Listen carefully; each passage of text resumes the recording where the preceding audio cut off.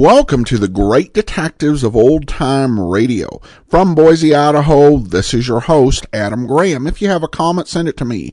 Box 13 at greatdetectives.net. Follow us on Twitter at Radio Detectives and become one of our friends on Facebook, facebook.com/Radio Detectives. Today's program is brought to you in part by the financial support of our listeners. And you can support the show over at patreon.greatdetectives.net on an ongoing basis, or become one-time supporter at support.greatdetectives.net. Well, now it's time for today's episode of Richard Diamond. The original air date, February the 12th of 1950, and this one is the Elaine Tanner case.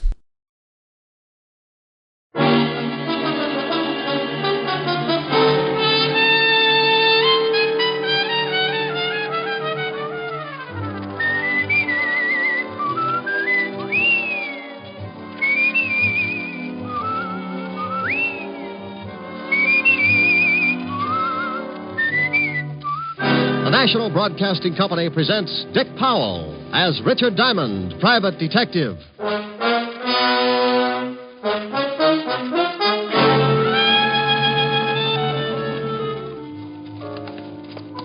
this way, Diamond. If I do, well, I tell my friends.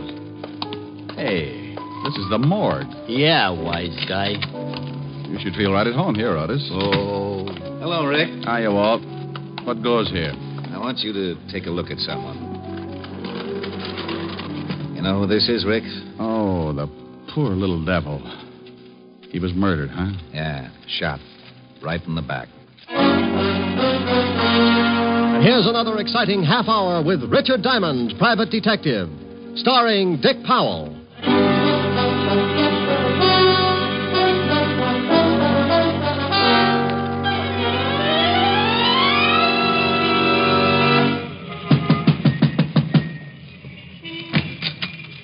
Yeah, you want something? How do you do? Are you the manager of this little haven of rest? A boarding house. I run it. I heard you both times. What do you want, huh? What do you want? Information. Your move. You nuts or something, huh? You nuts? I'm looking for a girl. What's the matter? Read the sign. It says rooms for rent. Rooms. Beat it. You know, if you ever get around to running at 33 1/3, you'll save a lot of breath. Smart guy, real smart guy. Now, I got to work. Wait a minute. Now, wait. Here's $5 if you can tell me about a girl named Elaine Tanner. For $10, I couldn't tell you a thing. Don't know her. She lived here? So it's a secret from me, a secret. Now... Here. Take a look at the snapshot. A man and a girl. Do you know the girl? Mister, I got maybe 10, 20, 30 different people every month. They come, they go, they pay rent. That's all I care. They pay rent. All right. Did this girl ever pay rent here? Maybe I remember her face. I never remember no names. Is anybody living in her room now? Why you want to know? Huh? Well, I'll tell you a secret, Bud. The girl is my sister. When we were little kids, my mother and father ran away from home to become acrobats in a circus. This broke up my sister, and she left, too. Now, Mama and Papa are back, and I want the whole stinking family together again so we can take the light out of the window. Sure. For $10, maybe I'll show you her room. All right, you're in business. Now, here's your 10. Thanks. The fingers are mine. This way, down this way. How long does she live here? Oh, not for long, maybe 2 weeks. Then what? Then comes an old guy one day. Yeah, an old guy, and... And what? She goes away with him. And you know what else? Yes, I know what else. The old guy was the same guy in the snapshot I showed you a minute ago. He was with a girl. Sure. Okay, look around. She ain't in any of them drawers, she ain't. Or that cupboard, she ain't. She ain't no place. Now, tell me, did she leave anything here at all? Just junk. Newspapers, magazines, newspapers. So she was a bookworm. Well, okay, I guess that's it. Let's go. Let's get out of here fast. Who are they shooting at? Who's in that house next door where the shots came from? People. Thanks. They're shooting at you. Know anybody who wants to get rid of you? Nobody. Oh, mister, please go now. Look. Here's $20 more if you do me a favor. I do you one favor and get shot at. Who knows what'll happen for 20, huh? Who knows? Twice as much fun. Now, look, go through the stuff she left here. I told you there wasn't nothing. Well, go through it anyway. If you find anything that might give me a lead, call me up. Here's my card. Richard Diamond, private detective. Hey, it says you're a dick. A dick. Strictly private. Now, is it a deal? $20 now? There'll be more if you find something for me. Okay. No, please beat it. And don't come back here no more. No more. Window glass costs dough.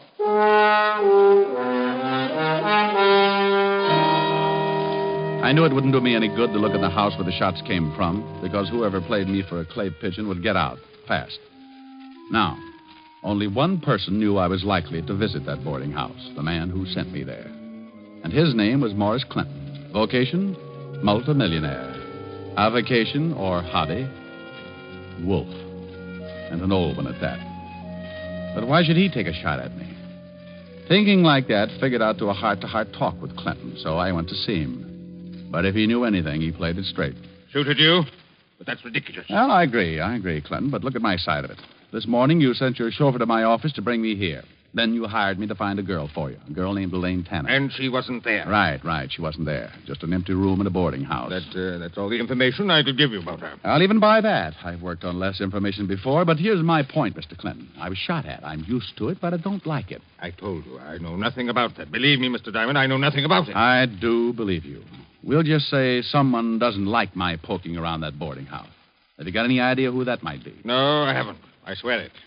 Okay. I'll wrap it up right now. As I said, I've been shot at before, but you've been so pleasant, Mr. Clinton. From here, the price goes up. You don't want to go on with the case? Not at these prices. All right, forget it then. I gave you $100 this morning. Keep it. And forget you ever saw me. Oh, you're so sweet. It'll be a pleasure. Diamond, just a moment. Yeah? What has happened is between you and me. Oh, yes.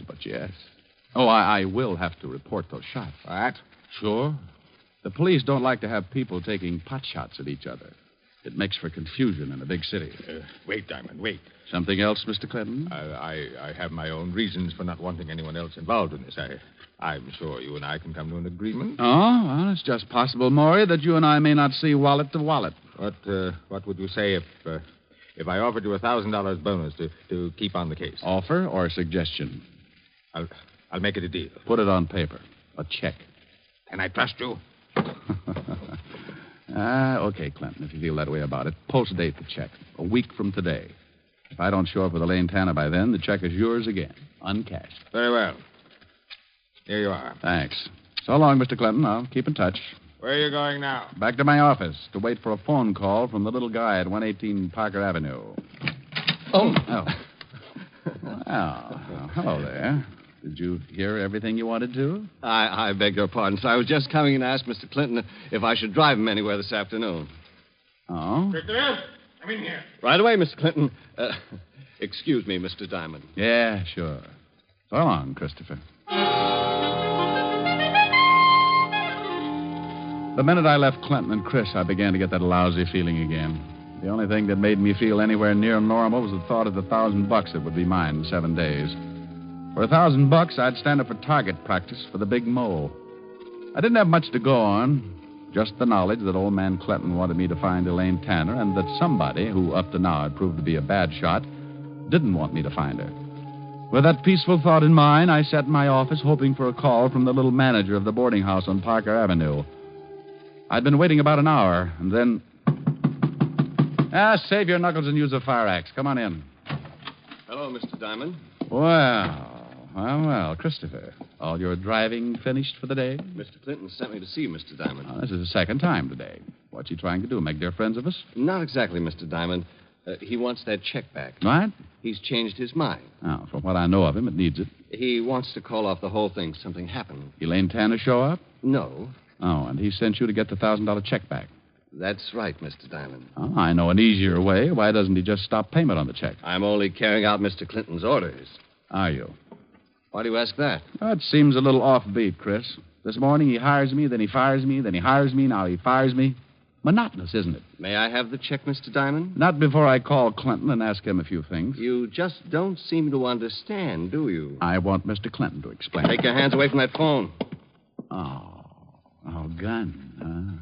know how I hate him. No need to be afraid of this one unless you get stubborn. Let's give Clinton a ring. Keep your hands on top of the desk, palms down. So we're going to play table tilting, maybe? And stay sitting. Listen, Chris. How do you like your hair parted, Diamond? On the side or right in the middle?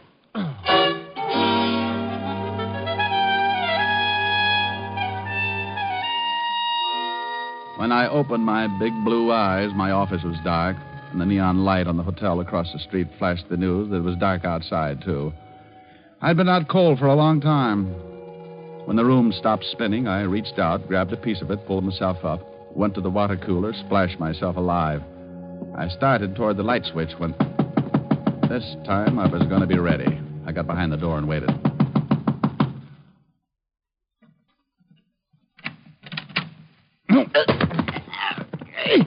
Hey, what's the idea? Hey, let go. Oh, for the love of Mike Otis. Sergeant Otis.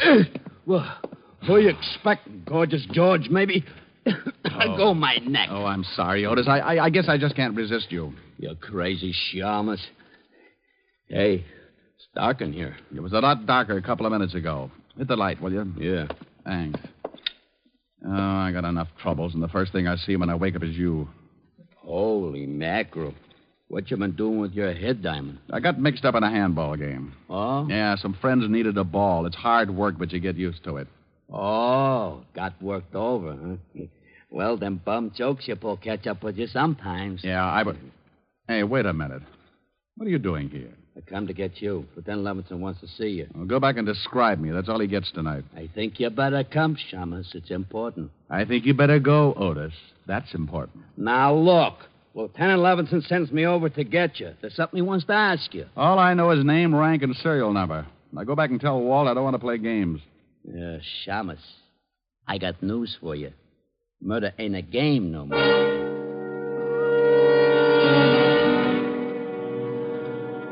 That's all Otis would tell me, but I didn't like the way he kept looking at me all the way to see Levinson. Then we got to headquarters, not to Walt's office, but down the long marble corridor that led back to other places. He wants me to bring you back here, Diamond. Where to? The morgue. The morgue? Yeah, you heard of it. I heard of it. What's this all about? You'll see. In here, Shamus. Lieutenant. Back here, Otis. Come on, Diamond. Hello, Rick. Well, how's the other head look? I'll let you know when it speaks to me. Yeah. Meantime, I want you to take a look at someone. In here? Yeah, in here. You know who this is, Rick? Oh, the poor little devil. The poor devil. What do you know about him? Well, he was manager of a boarding house, cheap walk-up on Parker Avenue. That we know. What else? He was murdered, huh? Shot right in the back. Rick, unless I knew you were tied in, I wouldn't have you here. Want to talk about it? Somewhere else, Walt. Sure. Come on. Before I answer any more questions, Walt, how'd you tie me in? He had one of your business cards in his hand. He was shot while he was standing at the phone in the hallway of that boarding house. Did he call you, Rick? I didn't get a call from him. Got any idea why he wanted you? Maybe, maybe not. All depends. On what? Walt, listen. I will in my office. Wait outside, Otis, and I'm busy. Get it? Sure, I get it. Wait a second, Rick. Now, here's a gun, 38 police special. Take a good look at it. I've seen it before. It's mine. How did you get it? The ballistics report says this gun killed the little guy back there. Did you check it for fingerprints? Yeah, and they were all yours. Will you have Otis come visit me and bake a cake with a file in it? Oh, cut it out, Rick. I know you didn't kill him, but I've got to tell the commissioner something. He's funny that way. I was in my office when the guy was shot. I was out cold. You got any proof? For you or the commissioner? For the commissioner, you egghead. Listen on the way. To where? Have Otis bring the car around front. We're going to make a call on a guy named Morris Clinton and his errand boy, Christopher. On the way out, I told Walt the whole thing, how Christopher caught me off base, put me out, and then must have taken my gun to kill the little manager. But neither of us could come up with an answer to why. Why murder to keep me from finding Elaine Tanner? What was the connection between Clinton, his chauffeur, and the girl? I thought maybe Clinton would give her the answers when he learned there was a murder tapping at his door. So you want to see Christopher, Lieutenant Levinson? If you don't mind, Mr. Clinton. Oh, no, that's all. I'll call him. Real loud, Mr. Clinton. Of course. Christopher? Christopher! You're sure he's here, Mr. Clinton? Yes, I am, of course, Lieutenant. Call again. Christopher! Christopher! I don't think he'll hear you. Why not? I'm not deaf, Mr. Diamond. Rick, is that Christopher? Yeah, this is Chris, all right. And I owe him a haircut. Now, lay off, Rick. I'll handle this. Christopher, Yes, sir. where were you about 2 this afternoon? Why, right here, working on the car. Correction. Working on me. I beg your pardon. Oh, come on. Let's have it straight. Mr. Clinton, what about this? Christopher is right, Lieutenant. Yes, he's right. Oh, you're scared stiff, Clinton, and you're lying. I'm not. I wanted to go into town to keep an appointment. And the fuel pump on the car was stopped up. I had to take it apart. Oh, sure. And while you fixed it, Clinton stood right over you. As a matter of fact, he did watch. And it took all afternoon to fix it. No, but when it was finished, it was too late for Mr. Clinton's appointment. He decided not to go. How about that, Mr. Clinton? Oh, yes, Lieutenant. Christopher hasn't been out of my sight all afternoon. That's good enough for me. All right, Diamond, let's go. What? Are you crazy? No, that's why I'm putting the cuffs on you. I thought there was something fishy about your story. Gun taken away from you, people coming to see you, hiring you, firing. Walt, your stomach has gone to your head. Never mind my stomach. Otis, Yeah, Lieutenant. put the cuffs on this shamus. Cuffs? On him? Close your mouth, Otis. Put the cuffs on. Walt, what in the world? Diamond, I've been waiting for a chance like this to comb you out of my hair for good. Otis, the cuffs. Yes, sir, Lieutenant. All right, Shamus, roll him out. Mr. Clinton, thank you very much. Goodbye. Come on, Diamond. Oh. Lieutenant. Otis, I told you to close your mouth. Oh, I gotta breathe. Oh, shut up and come on. Walt. Outside, Diamond. Get going. You big bubblehead. What's the idea of making like a cop with me? I kind of liked it. How'd I do? What? Good performance, eh? Good Oh, you big ham. You great big ham. Well, Lieutenant, are we gonna put the Shamus in the jug? Shut up, Otis. Take the cuffs off him. What? Here, Otis, start working. Oh. You're right, Rick. Clinton was scared stiff, and for some reason he backed Christopher's alibi. Walt, I've got an idea. You better have. If I don't have something to tell the commissioner, I'll have to give up my ideas about a pension. I'm going back to that boarding house. Why? Well, the manager was going to call me. It's just possible he got a hold of a lead on Elaine Tanner, but Christopher killed him before he had a chance to tell me. Well, that makes sense. You got a man there? Yeah, a happy. Oh, good. I'll see you later. Rick, All right. please.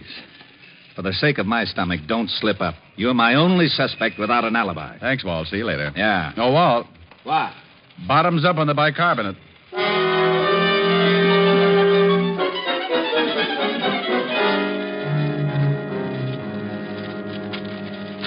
That's all the stuff there was in the basement, Diamond. Oh, thanks, my happy. Everything neatly bundled but this one pile. The little guy must have gone through it. Got any idea what you're looking for? No, give me a hand, will you? Sure. Newspapers, magazines. Oh, my happy. Uh-huh. No one's been in here since the murder? Nobody. I've been on the door. And the manager had nothing on him. Only your card. That's funny, very funny. He wouldn't have tried to call me if he hadn't found something. Maybe he came across something in this pile of stuff. Didn't take it out and then... Find something? Yeah. This sheaf of withholding tax statements. Mm-hmm. The kind that come on the bottoms of paychecks. Made out to Elaine Tanner, paid by the Blue Falcon nightclub. That ain't far from here. That's where I'm going.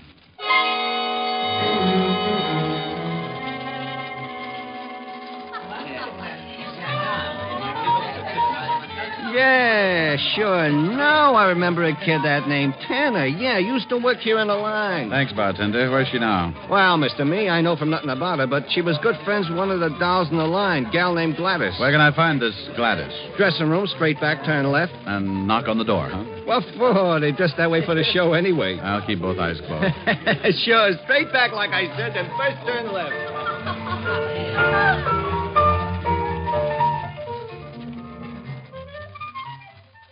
What you want with her, Hanson? Why don't you get off here? You tip me, sweetheart, but give me a rain check. Who waits for rain? But, why you want to see Elaine? Well, maybe I ought to tell her about some oil wells that came in. Yeah? You don't look like the type talks about oil wells. Honey, don't let the tassels on my shoes fool you. Oh, you're cute. Yeah, I know where Elaine is. Want to give? Information? Sure. Oh, you've got a one-track mind. Maybe I can't switch it over yet. Okay, so I'll get a couple of days older meanwhile.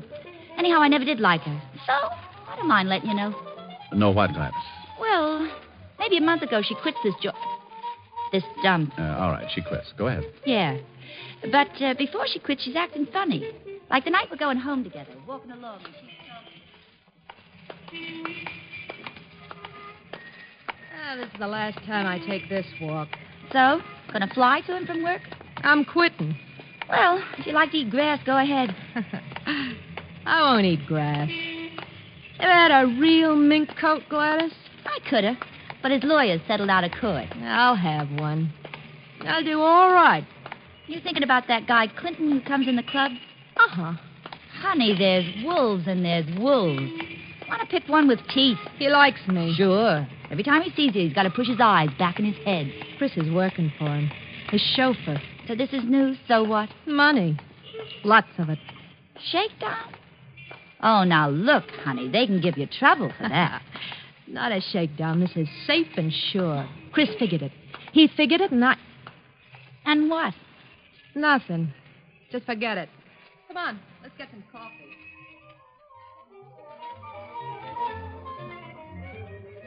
And that's all she says. Uh-huh.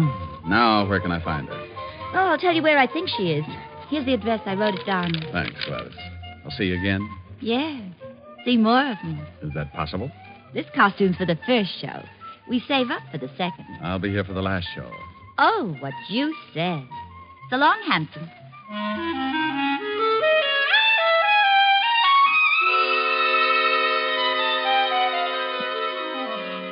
A little while after Gladys gave me the address, I was buzzing at an apartment door. I kept my fingers crossed and then uncrossed them when the door opened.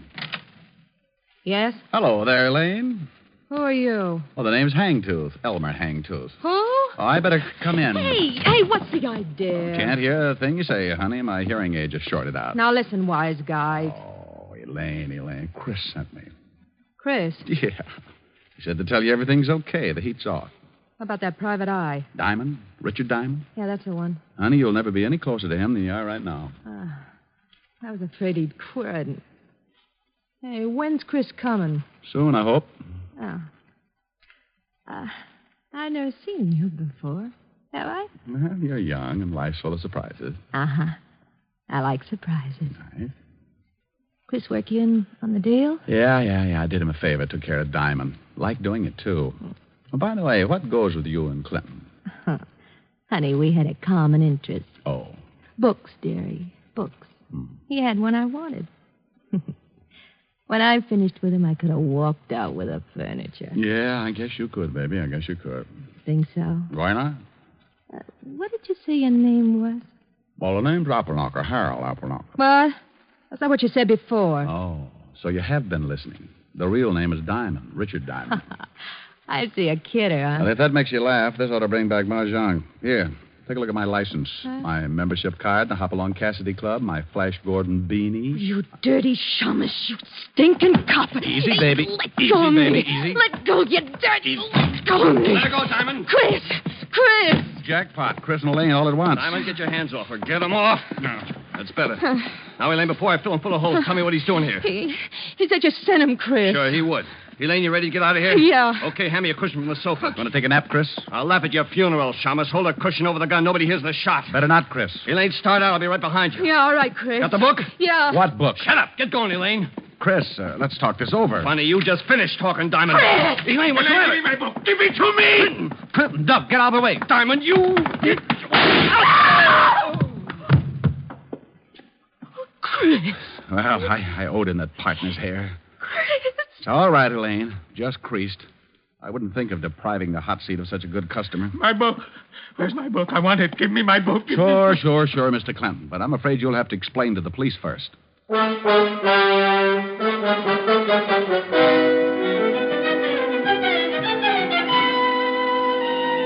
telephone call to the 5th Precinct brought Walt and Otis to my rescue. Otis used the siren. Loved it. I told Walt the book old man Clinton kept screaming about had me a little confused, that I wouldn't be able to relax until he found out just where it fitted in the case. He promised to find out the answers as soon as he took Chris, Elaine, and Clinton back to the 5th Precinct. I told him to call me at Helen's. Rick, what about that check for $1,000? Is it any good? Well, the check's post-dated. I doubt if Mr. Clinton will honor it now. It's too bad. We could have celebrated. So all you got for your trouble was $100 a day in expenses. I'll get it. Grant's Tomb, the general speaking. Rick? Yeah? Walt? Yeah. You sitting down? Why? You can tear up that check Clinton gave you. He won't honor it. He's mad about having to go to jail. Oh, I was way ahead of you about the check. Why did Clinton go to jail? What did he do? You know that book he was yelling about? What about it? Well, it's an original Sir Francis Bacon manuscript. How would you know? I hate to admit it, but Otis told me what it was. You know, Otis is excuse me, Lieutenant. It's bibliophile. Shut up, hammerhead. Okay, so I work for nothing. Rick. Yeah? The book was worth $30,000. It was stolen 18 years ago from the Fine Arts Library in Washington. Old man Clinton bought it from a fence. That's why he couldn't go to the police. Oh, so Chris and Elaine hijacked it, huh? Probably had a sale for it. Yeah, Rick, there's a $1,500 reward for that book. So what? It's yours. Hey, wait a minute, Walt. Helen, put your ear next to the receiver. Oh, all right. Walt, say that again. Say what again? What you just said. Did I say anything? Well, sure you did. Are you sure? Oh, now cut it out, Walt. Say it again about the reward. Oh, that. There's a $1,500 reward for the book. Thanks, Walt. Bye. Bye. Well, baby. Well, we're going to celebrate after all. $1,500. Oh, Rick, that calls for a real celebration. Sure. Well, don't go away, darling. I'll be right back. I won't be long. Oh, Rick, there's a new song on the piano. Why don't you try it? Okay, I set my pajamas and put on my prayers. Well, that's pretty silly, but... My baby kissed me goodnight, and I am glad to relate that by the time I got home, I was feeling great. I climbed up the door and opened the stairs. I said my pajamas and put on my prayers. I turned off the bed, crawled into the light, and all because you kissed me goodnight. Next morning I awoke and scrambled my shoes. I shined up an egg, then I toasted the news. I buttered my tie and took another bite, and all because you kissed me goodnight.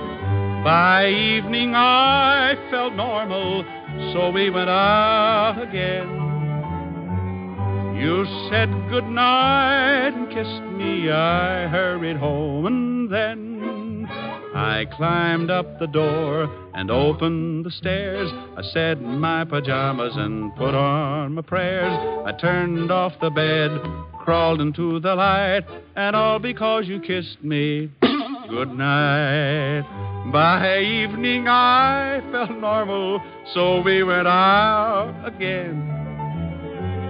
You said goodnight and kissed me. I hurried home, and then I lifted the preacher, called up the phone, spoke to the dog, and threw your ma a bone. It was midnight, and yet the sun was shining bright, and all because you kissed me good night.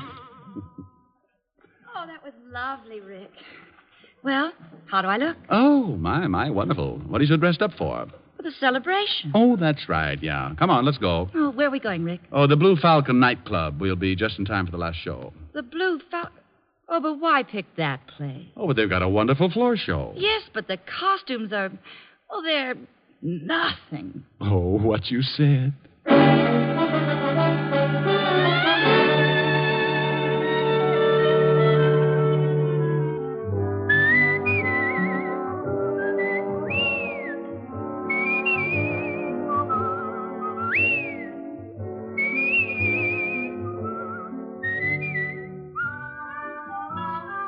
You have just heard Richard Diamond, Private Detective, starring Dick Powell. Ed Begley played Lieutenant Walt Levinson. Also in the cast were Wilms Herbert, Francis Robinson, Ted Osborne, Gene Bates, and Paul Dubov. Music was under the direction of Frank Worth. Today's show was written and directed by Russell Hughes.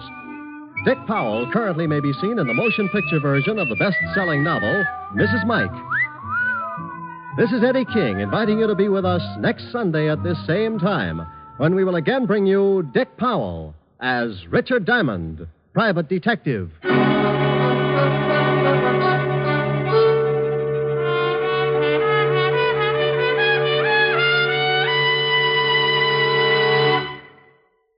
What's on NBC today? Ezio Pinza, dynamic singing star, plays his first starring dramatic role today on Theater Guild on the Air, with Madeline Carroll and Linda Darnell co-starred. And you'll also want to listen to the Phil Harris Alice Faye Show and The Adventures of Sam Spade right before Theater Guild. Don't forget, Ezio Pinza on Theater Guild on the Air today. It's all great entertainment today on NBC. Your tune for the stars on NBC.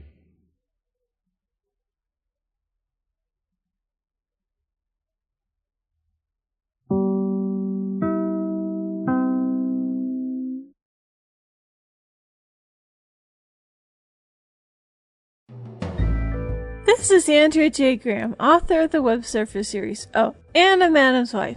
You're listening to The Great Detectives of Old Time Radio.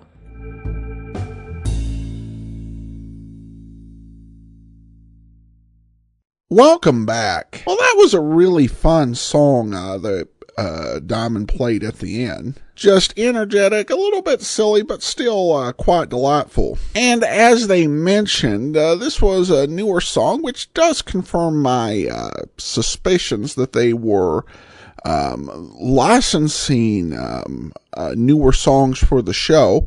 And Marina provided some additional confirmation she wrote regarding this particular issue. I love Richard Diamond. You talked about the songs on the show and wondering if they were public domain at the time. As it happens, it looks like The Lullaby was quite a new song. This was, of course, referencing back to the Martin White case. At least the sheet music was published in 1949 and gives Marty Clark and Bob Hames as the composer. So it looks like it had a license to use modern popular songs.